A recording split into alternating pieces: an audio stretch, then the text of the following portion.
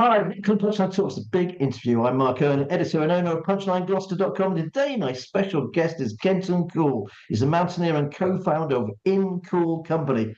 Welcome, Kenton. Welcome to Punchline Talks. Thanks, Mark. Yeah, how things?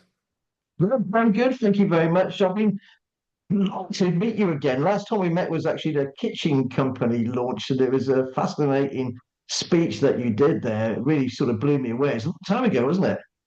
Yeah, I think it was Schmidt Kitchens in Cheltenham, and it would have been 2018, 19, because it was on the back of doing I did a big advert for them, and we literally built a kitchen on the side of a cliff face above Annecy in France. And there was no CGI. It was literally built on, and it was fully functioning kitchen.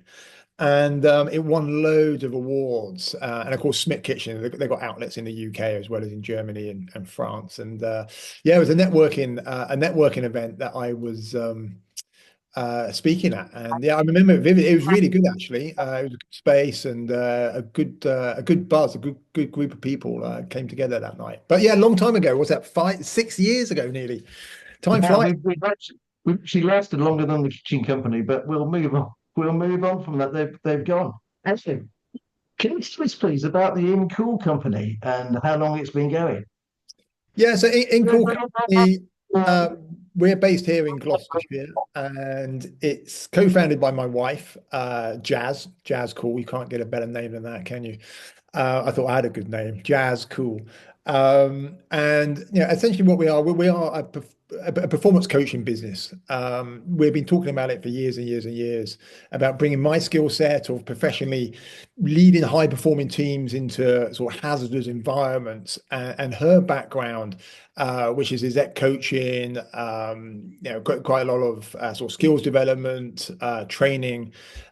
She's absolutely world class at that. And for years we were talking about trying to merge the two skill sets, and then finally, and often in business, this is such a good way to go. We were having coffee one morning, and she said, "We need to hire somebody." And I'm, "Well, what for?" She goes, "For the business." I'm like, "But we don't have a business yet." Because we've been procrastinating over this for the best part of a decade. When's the right time? What do we need to put in place? And in the end, she said, if we put the advert out that we're looking for somebody to come in with us, it's going to keep us accountable. So we did it completely back to front. We hired somebody without actually having the structure for the business, and that's where In Cool Company first started about 3 years ago now. We've got a lovely little team that we have here, as well as a group of sort of freelance consultants that we work with, and we do a myriad of things. But essentially, we assess the culture of the business or organization, and then based upon what we find out through our cultural analysis, we then either coach individuals, coach some of the team members, and we support skills development. And this is all, I say loosely, this is all quite sort of integral to what we call the 5 pillars of high performance, which we've developed in conjunction with my old university, actually, Leeds University. So I've been great working with those guys again, the psychology department at Leeds University. So we have the 5 pillars, which we've trademarked, and we bring that into organizations. And now, if you consider that, on one hand, I've got In Cool Company, where I'm going into boardrooms and businesses, and on the other hand, I've got Cooler Sense, which is my own guiding company, because I professionally lead teams, but predominantly individuals into high mountain environments. There's sound like they're chalk and cheese, when in reality there's quite a significant crossover in what we do, which is fascinating. It keeps me on my toes. And it's funny, actually, you can see that picture of all these multi pictures of yourself. Can you see that shot? Oh, I can see that. God, I'm quite a handsome guy, aren't I? Look at that. I forget how handsome I am sometimes. Well, there you go. And I mean, all I did was key in your name, and up popped all these lovely photographs of you. Actually, I've never had this happen before, Kenton, with so many shots. But obviously, well, not obviously at all, but you've climbed Mount Everest 18 times. Were you always into mountain climbing when you were younger? No, I was a hockey player, field hockey player. I mean, I was born in Slough for my sins. once famous for a poem, come bombs, come rain on Slough, or come friendly bombs. You know, there's a John Betjeman poem. But Slough's pretty good for hockey. So no, I was a hockey player. And it wasn't until really I went to university that I sort of dropped into a very effervescent, very energetic, dynamic climbing club at Leeds University. And you know, it was amazing actually, Mark. You know, I'm a fully qualified mountain guide. I have what's called an IFMGA mountain guiding ticket. There's only about 65, 70 of us in the UK that have that qualification. Five of us were at Leeds University at the same time. And that just gives you an idea about the energy that was around that climbing club at the time. And we're all still really close friends, sort of carving a niche, working as mountain guides in various parts of the world. I mean, for me, it became Everest, and then it spun out to Cool Company. But for some of my friends are ski guides and all sorts of things. So it's yeah, but Slough is where it all started. And last time I looked, Well, it's pretty flat there. I mean, I don't really how it starts. You climb, and just start climbing a small something here in the UK, and they think actually that wasn't big enough. You climb Everest. I'm sorry, Mount. I forgot the name. Mountain in Scotland. Sorry, Ben Ben Nevis. Nevis. Right? Yeah, you climb that Ben Nevis or Snowdon, and then does it progress like that, or do you think actually no? I just want to go for something bigger. Well, I mean, As I think for me, the motivation, because motivation really has to come from within. So maybe I should use the word inspiration. When I first started climbing, which was early 90s, the internet wasn't really around. It wasn't a case of like Googling stuff and seeing the weird and wonderful things that everybody else is doing. For me, the inspiration came from coffee table books. Two people in particular. So Chris Bonington, who's still with us, aged 88, I think he is now, and Doug Scott, his colleague, and they both published these amazing glossy picture books of climbing in the Himalayas. And for me, as a young, like 18, 19-year-old, this seemed totally glamorous. I mean, I'd never traveled really. Um, and I started climbing on the local climbing wall. I took that, up to the Peak District. I was climbing on the gritstone and limestone outcrops, but they are pretty small, like you say. But I always had this loftier ambition of emulating my heroes, I suppose you would call them, and going to the Himalayas. And that's as soon as I could, I organised a trip to the Himalayas. I think it's my second year at university. Six of us went off to Pakistan, and learned the hard way, made many, many, many mistakes. But failure is often one of the best ways of learning, isn't it? And my craft was finessed over the years, and until here I am today, with for better or for worse, a niche on Everest. I'm without shadow of a doubt the best. Well, this sort of sounds a bit sycophantic, doesn't it? But we got the best track record out of any team that has ever operated on that mountain over the years. It's something we're very, very proud of. you take sort of all different types of people, entrepreneurs, to Everest, don't you? People who have that desire to climb the mountain, and you train them and motivate them. And how long is that process to do I that mean, kind of it's normally 2 to 3 years. We work in a very bespoke way. And it's one of those things that everybody seems to think there's a hack these days to success. Whether it's in business, whether it's climbing mountains, whether it's getting good at mountain biking or whatever it may be. And the simple answer is to the sort of younger generation: there is no hack, there is no shortcut. Even those who think have made success of their lives overnight, it's generally we don't know the hard work that's gone behind the scenes. And it's been exactly the same in everything that I've done. It's been a grind, and when clients come to me, it's exactly the same thing. It's okay, we're here now, and if we want to have a legitimacy with being on that mountain, we need to go through these stepping stones. Now, there's always some company that's going to take your money and take you to Everest, and we see it on Everest. There's people that with zero experience, they're putting crampons on, the pointy things that go on the bottom of your boots. They're putting crampons on for the first time on the slopes of Everest, and you're looking at this just thinking, just don't get involved. leave them to do whatever they want to do. We're going to stick to our own journey because we know this works. And I know that my clients have a legitimacy because they have put the time and the effort in, and they've, hand on heart, got the right experience to be there. And that's one of the reasons why we got such amazing success on that mountain, because we put the effort in to get our people from here to there, be it mindset, be it the physical attributes that they need to take there, be it their nutrition, be it their technical skill set, all these things we can train, but it takes time. Extremely. Sorry, Kenton. I mean, it's extremely dangerous for the first part. Absolutely bloody crazy. When I see pictures of just the ones that we're looking at, I mean, surely you've got to have a lot more training than just rocking up with a few crampons, is it not? It's Well, do they train? I mean, you would like to think so, but in this day and age, when everybody wants everything today, or preferably yesterday, um, people don't want to put the effort in. They're looking for that hack. And if Everest is feeling very generous, and if the weather conditions are right and everything is perfect, yes, it might just work. Yes. Yeah. But what happens if something's not perfect? What happens if the proverbial hits the ceiling, hits the fan, and it all starts going sideways? What happens then?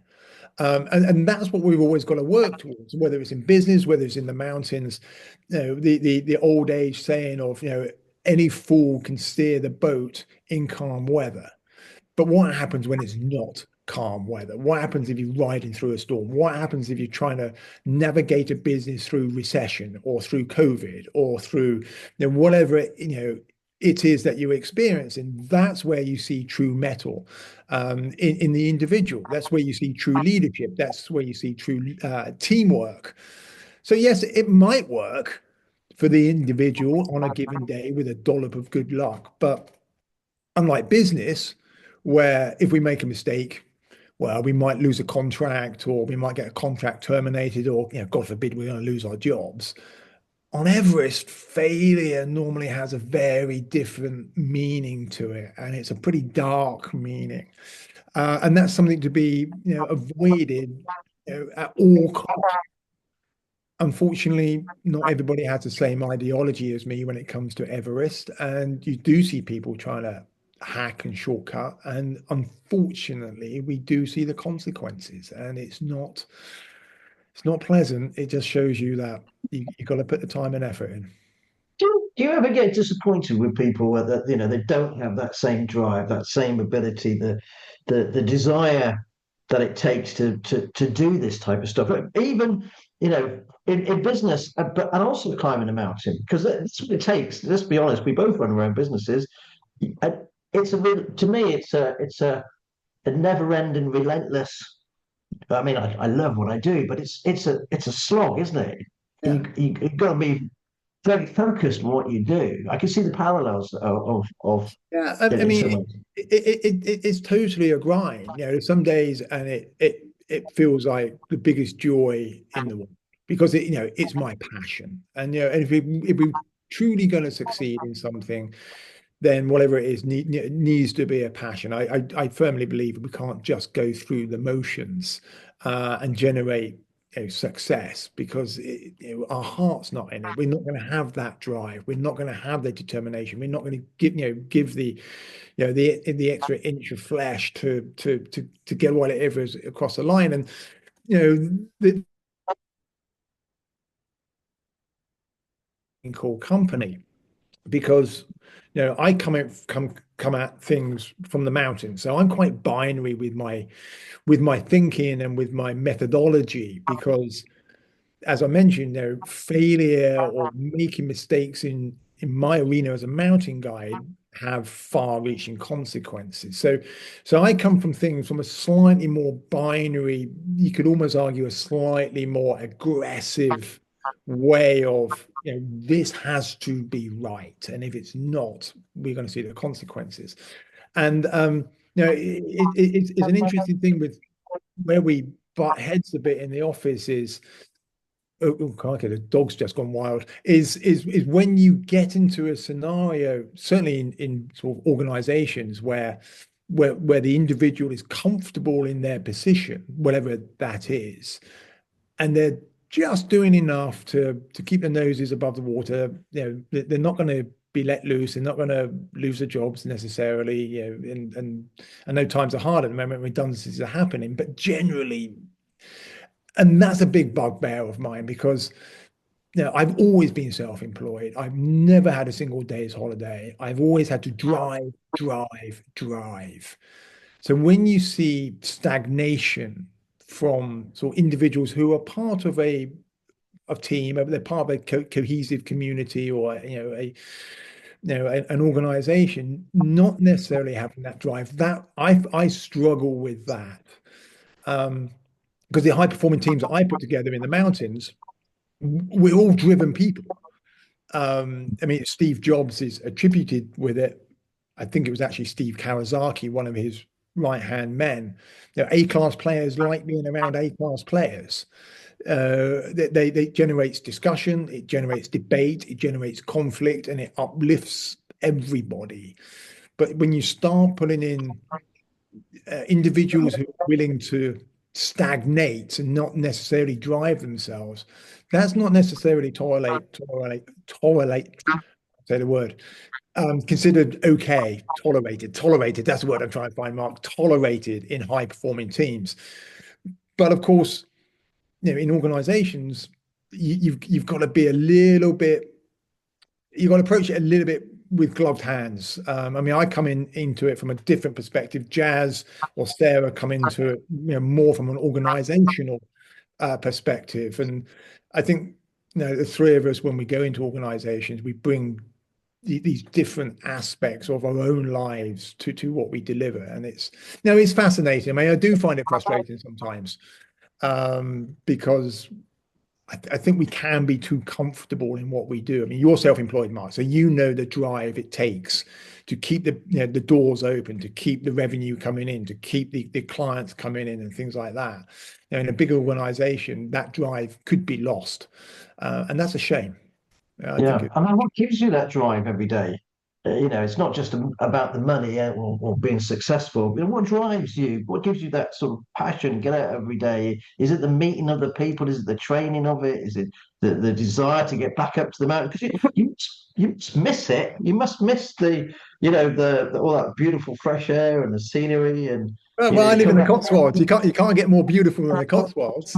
That's Um, true. but That's true. but you're right. I mean, the really interesting thing, I'm really lucky. On one hand, I got Cool Sense, my guiding mountaineering company that I own and run. So I'm in the mountains all the time. I'm in the Italian Alps this weekend, coming with a client. So I keep getting my little fixes. I'm back to Everest in April time. We're running a base camp trek in conjunction with the Everest trip. We've got another base camp trip in November. I'm going to Pakistan in September. I'm in Bolivia climbing with clients in August. I'm constantly in the mountains. The area that I do find somewhat challenging is, if I find myself in London, for instance, multiple days in a week, which I often am within Cool Company, that I find quite challenging sometimes. But then the drive comes through the fact that I love challenge, and In Cool Company challenges me in so much that, yes, it's a skill set that I have, which is legitimate to the business. My leadership skills, my coaching skills, my ability to put high performing teams together. Yet, being part of a business where I'm accountable to others is a challenge. I find being in the office challenging, and I'm probably challenge those around me by being in the office. I fidget a lot. I'm never happy with sitting down the whole time. I'm pacing up and down the office. Come lunchtime, I start to lose focus, and we're going to do some press ups or jump on the rowing machine, and all these silly things to try to keep me in the moment. But ultimately, within Core Company, it's if you can guide a client to sort of further success, or further empowerment, or to be more productive in exactly the same way that I do in the mountains. So somebody might come to me and they want to climb let's use Everest as a metaphor. They want to climb Everest. If I'm part of, you know, success in that goal, that dream, that ambition for that individual, that's a win. And I get quite a kick out of that. Now translate that to In Cool Company. And if we can elevate a business, if we can elevate an individual by similar sort of methodology, that's a win. And that's where the joy comes from. And if you have joy, then the drive is quite easy to find. Yeah, without a shadow of a doubt, I totally agree with you. Going back to the actual business itself, what would you say was the biggest mistake that you've made actually in the company side, not the climbing side, but the running the company? And what lessons did you learn from it? So for me, I mean, to run a company, I'm a mountain climber. And I come from it from a very different sort of perspective. So the actual day-to-day running is more, Sarah, Jazz, the others, within the organization. Because to be honest, hand on heart, I am not the most organized dude out there. I mean, I have my skill set, and I know what that is, and I stick to that. When it comes to day-to-day running of the business, I can be potentially a loose cannon. I mean, mistakes that we've made is, I think to start with, we didn't really know what our purpose was.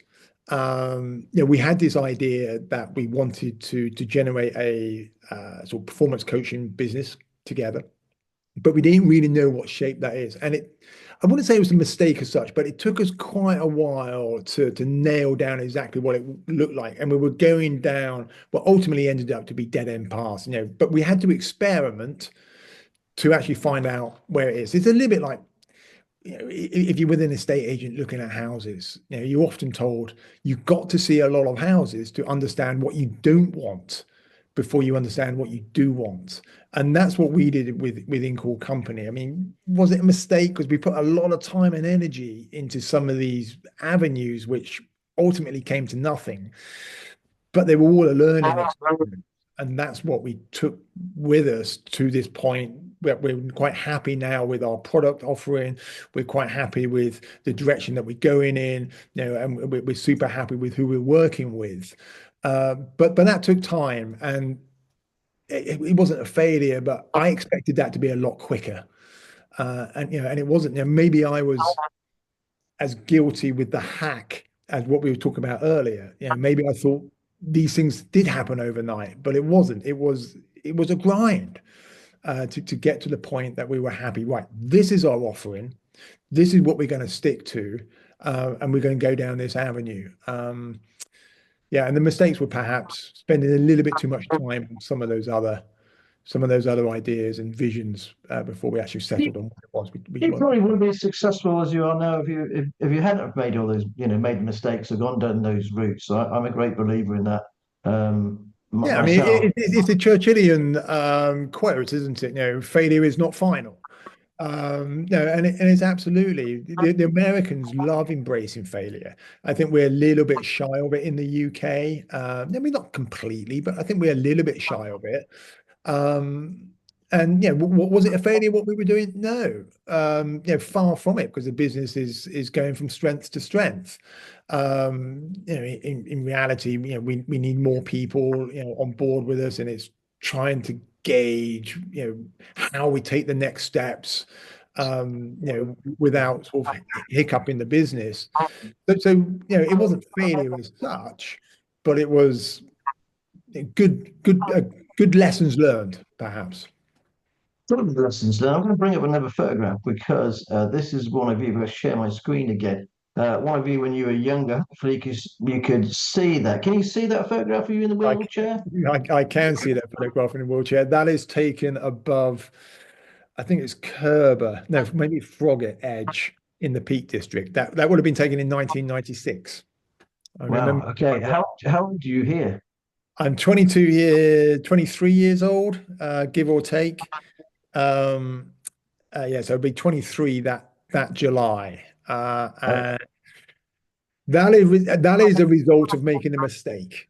I fell off rock climbing in North Wales and totally pulverized my calcaneum, which is that little bone that comes out the back of your foot, your heel bone. And I managed to shatter both of mine in a ground fall. So I fell off and hit the ground. Um, and if there ever was a metaphor, maybe is the right word, for learning from a mistake. I won't say it was failure, it was learning from a mistake. This was it, because I learned so much about myself, my friend cohort, colleagues, medical staff, because I had 3 operations. I was in hospital for 4.5 weeks. I was in a wheelchair for nearly 4 months. Um, there's a lot of soul searching goes on in that time. And my only regret, I'm not a person that has a lot of regrets. My only regret was that I was so young that I didn't really realize what an opportunity of learning it was. I know that sounds a bit cliche, but it's true. I learned a lot about myself, but I only realized those learnings retrospectively when I was a lot older. Yeah, challenging times. Yeah, it must Challenging be really times. tough because they said I was just reading your bio here because they said that you might not even walk again, or you had to walk with a stick. You might not climb again, and yet that wasn't the case. You managed to put it round, and look what you've achieved over the years. Absolutely amazing. We're kind of running short of time already, would you believe? So I've got to ask you, what are you reading at the moment? What's the book on the side of Oh, the bed, or oh you God. take on holiday with your Kenton?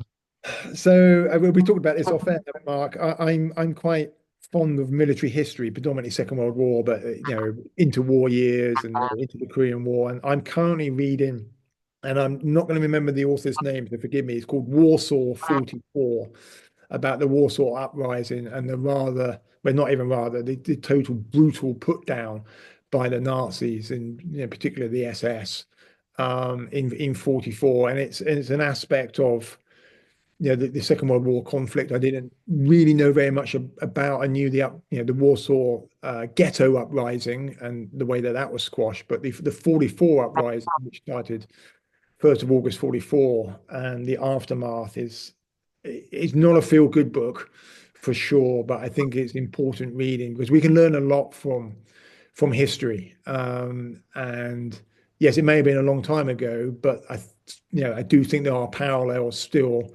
and real learnings, which are totally as relevant today as they were back then. But yeah, Warsaw 44, and it's hard going. It's quite Yes, sobering, very sobering.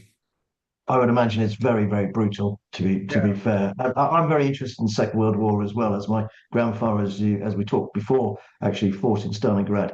I was going to ask you, we're coming out of time, Kenton. So, what's your Goes top quickly, three, yeah. please? So I said that again, Mark. Can I ask you for your top three business tips, please? Yeah, I have real issues narrowing it down to three. I'm a firm believer in being bold. I always have been. I think this comes from my climbing. You know, taking a risk is, I think, really, really important in what we do. If an opportunity comes our way, then we shouldn't let that opportunity pass us by. And sometimes by being bold, by embracing risk, and not everybody likes risk, but by embracing risk, that can quite often open doors which which wouldn't be available to us otherwise. So what one is definitely um, is be bold, and I think in conjunction with that is be curious. I think these two go hand in hand. So they're kind of two there. Get curious and be bold. But I'm going to naughtily say that's number one. Um, Another one is embrace conflict more often than not, especially in the UK. And I used to be very guilty of this. I don't like conflict in any way, but embrace conflict. And we're not talking about like the mean spirited or nasty way, but actually it's no personal attacks. It's healthy dialogue. It's healthy debate. We don't always have to agree on things. Debate and challenge is a way that we grow, develop, and learn. And with that comes listen. there's two of these, one of these. Dalai Lama. I love reading some of the Dalai Lama's writings. He says you learn nothing from talking, and how true is that? It's totally true. So listen. Embrace conflict, and be open to listen. And the third one, which I kind of steal a little bit from my wife, who is definitely perhaps the wisdom within in core company is let purpose shape your boundaries. And what we mean by that is why are we doing this? Because if we don't have purpose to whatever it is that we're doing, we're just aimlessly wandering around. So we need that purpose, and that purpose, in the same way that it did within Core Company, by finding out what our purpose is, that sculpts our boundaries in what it is that we offer to our clients. And I think that's really, really important, because it helps us prioritize.